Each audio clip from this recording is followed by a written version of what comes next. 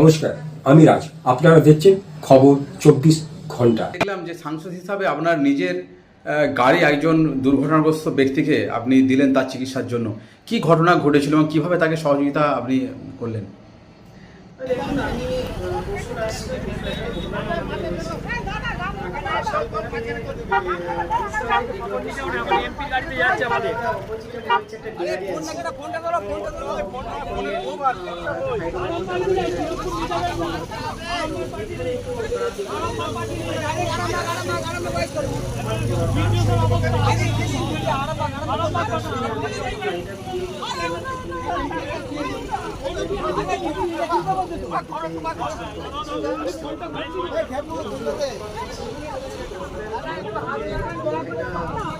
টোটোর সাথে অ্যাক্সিডেন্টটা বোধহয়